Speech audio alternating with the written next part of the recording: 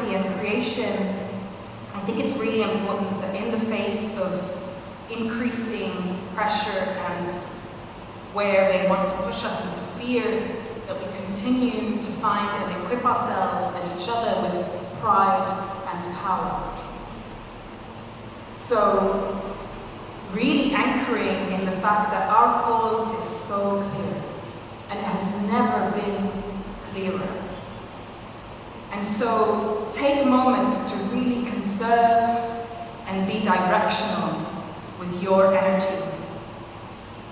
When we're doing the work of archiving, exposing, documenting, and disseminating, in order to be as effective as possible with our voice and our words, at this point in the struggle and at this point in genocide, truly we have to anchor in action-centered organizing. And when I find that we might falter, I come back to this quote by Paulo Freire, which actually recently, coincidentally, Hanan writes, this excellent Instagram account by a Gaza woman who lost members of her family, is constantly educating us. And so I think when in doubt, turn to our Palestinian cultural heroes and let the words come from their mouths, as well as their paths in education. And she really pointed out, Paulo Freire, this section from Pedagogy of the Oppressed. And he writes, an authentic word, one which is unable to transform reality, results when dichotomy is imposed upon its constitutive elements. When a word is deprived of its dimension of action, reflection automatically suffers as well, and the word is changed into idle chatter, into verbalism, into an alienated and alienating blah. It becomes an empty word, one which cannot denounce the world, for denunciation is impossible without a commitment to transform, and there is no transformation without action. So on to the second sphere, which is to organize. I'm a member of a collective called Kite Collective, and we've taken our advocacy and our presentation, so when we present work across cultural venues, we refuse to stop at presentation. We refuse, although we are reverent to words and poetry and literature and all artistic forms of presentation and documentation.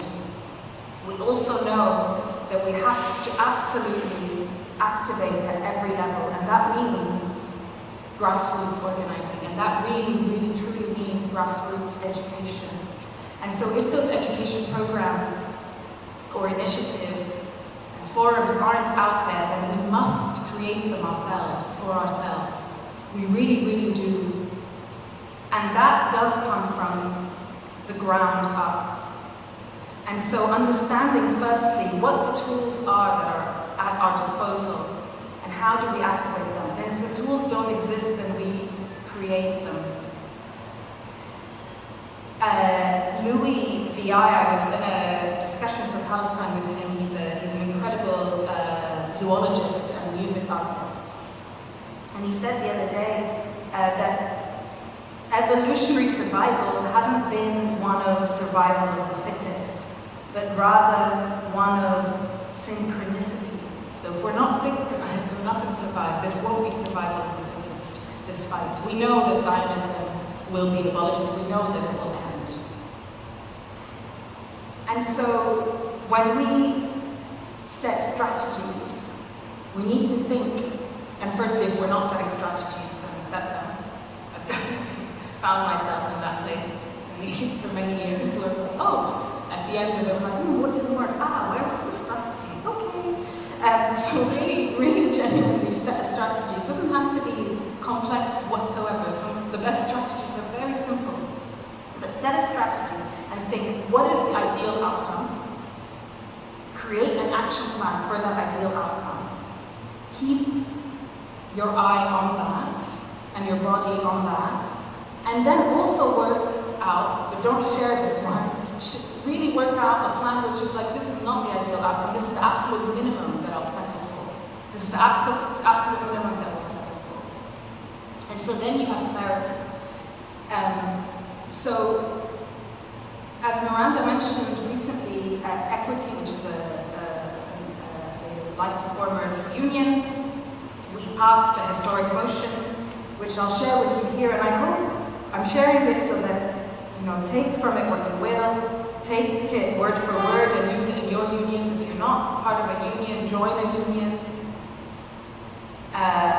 Even if you don't even know anything about it, like join and there will be people that help you on that journey. So we, as you know, I think most of you know, the censorship has been at its height. It's important to say that October 7th was not the start of censoring Palestinian and pro-Palestinian artists, educators, and cultural workers.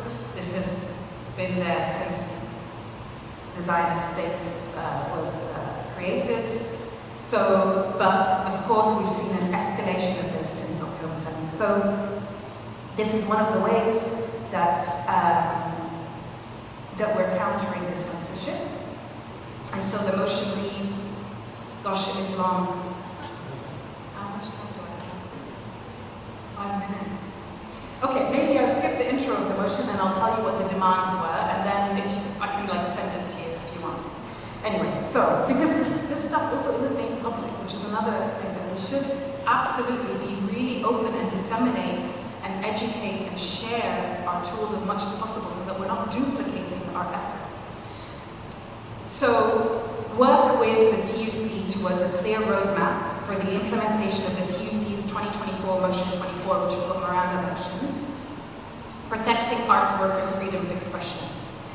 Then launch a national public campaign to clearly communicate and further Equity's work to lobby government, the Charity Commission, funders and organizations to safeguard freedom of expression and prevent political interference. Because we've really seen this, and we hear it from organizations that have always been pro-Palestinian, that now there's a total freezing tactic being employed, and unfortunately, in the case of many organizations, it is working. There's a total kind of divide and rule freezing tactic where then organizations feel like they need to be silenced. Their resources are scarce, it is expensive to get legal support, and then of course there are different approaches to that legal support. So it's really important that unions and any policy building body that is pro-Palestinian step up to this moment. And if that body is not pro-Palestinian, then we can make it as such. It is possible to turn institutions around. It is possible to turn unions around. And then the third demand is to devise an intersectional political program which educates members on their rights to freedom of expression regarding censorship and activism in solidarity with marginalized people. And often, especially, for example, artists who are freelance and some who, face some kind of economic precarity, those aren't necessarily the priorities. And so it's really important to understand what our rights are around this and anchor in legalities, anchor in previous policies, and know that censorship against Palestine is an issue of racism. So fighting it is an anti-racist struggle. We have to absolutely understand that. This motion passed at a conference in May in Derry, unanimously. There wasn't even a single objection or abstention. So it's very clear. And then people who, I really want to emphasize, people that came up to speak for it were not necessarily only speaking about Palestine, but knew that for them to be liberated, whether it was trans rights, whether it was people who have faced migration issues, they know that by standing up to Palestine, then that will have a knock-on effect on all our other struggles. So then the next step to share with you very openly within Equity and other unions is a roadmap to BDS. And although many unions do say and might be pro-Palestinian and affiliate with PSC and so on, the actual implementation and adoption of BDS is not as straightforward. And so we really have to look at that and understand how we get there. And that is something that will work at trial and error, that we're working towards. The Scottish Union of Artists has just adopted BDS, and Unite yesterday, if you haven't, some of you have read the news, are also on that path to BDS. So we absolutely have to maintain very hopeful and rooted in the membership and in rank and file organizing. And then also what we can do outside of unions and directly in organizations is adopt BDS policies at policy level. So not only, so yes, it's really important to assign pledges and say that you support PACBI or you support BDS. It's something entirely different to adopt it at board level. Because then, once it's board approved, it's much harder, even if a directorship changes, it's much harder for that to be rescinded. So, so there's an incredible organization that I'm very proud to be on the board of, called Bookworks, and we've just adopted the policy at board level, and it's made publicly. So please go on the website and you can find it. And you can tailor it to suit organizations that you might be on the board of. And if you're not on the board of a cultural organization, get on one. Finally, I think that working in alliance with, I mentioned briefly, with other social justice movements, be it climate justice, be it those that are fighting against migration detention and deportations, that we absolutely stand rooted together, because often the complicit funders and sponsors of our organizations and those who we have insurance policies from, those who we have pension schemes with, are often in violation of much more than a single human right. It does come as a package. So I think it's so important to form alliances with other struggles to overturn that.